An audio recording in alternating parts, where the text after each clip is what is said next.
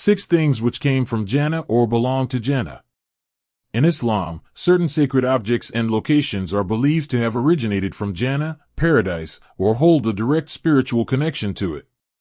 These entities are not merely physical relics, they symbolize Allah's mercy, guidance, and divine blessings.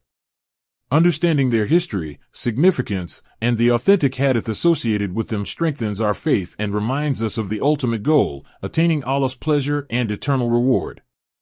Among these sacred items, 6 stand out as particularly remarkable: Hadri Aswad, Tabuti Sakina, Maqam Ibrahim, Darya Furat, Ajwa dates, and Riyad al-Jannah. The Hadri Aswad, or Black Stone, is embedded in the eastern corner of the Kaaba. According to Ibn Abbas, the Prophet Muhammad said, "The black stone descended from paradise, and it was whiter than milk, but it became black due to the sins of the children of Adam." Tirmidhi 897. Historically, the black stone was part of the Kaaba when Prophet Ibrahim and his son Ismail rebuilt it. Pilgrims touch or kiss it during Hajj and Umrah, following the Sunnah of the Prophet.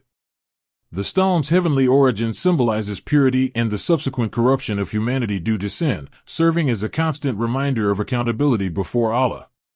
The Prophet also said, "Hadri Aswad is a right of Allah upon the children of Adam," Musnad Ahmad 15987, emphasizing its sacredness and spiritual significance. The Tabuti Sakina, or Ark of the Covenant, was a chest containing relics from previous prophets, including the staff of Musa, Moses, and the garments of Harun, Aaron. It was given to the children of Israel as a symbol of Allah's support and mercy, representing Sakina, divine tranquility and guidance. The Quran mentions it in Surah Al-Baqarah 2:248. A sign of their prophet's authority is that the chest will come to you, in which is assurance from your Lord and a relic from the family of Musa and the family of Harun. Historically, the Tabut accompanied the Israelites into battles, providing spiritual courage and miraculous signs.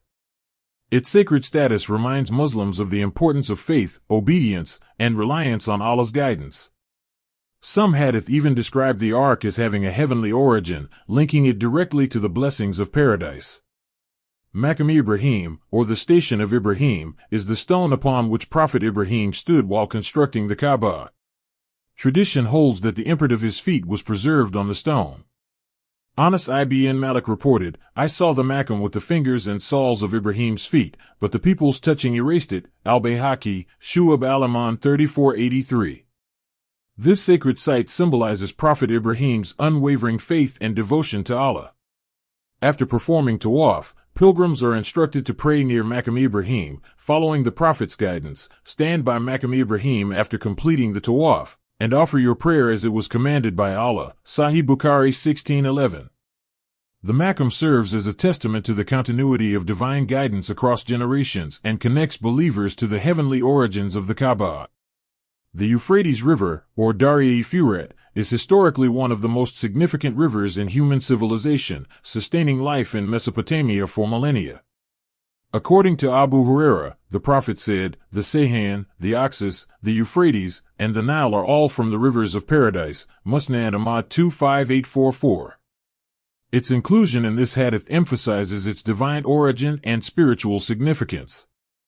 Beyond its physical benefits, the river symbolizes Allah's mercy and provision, reminding believers that natural resources are blessings from the Creator.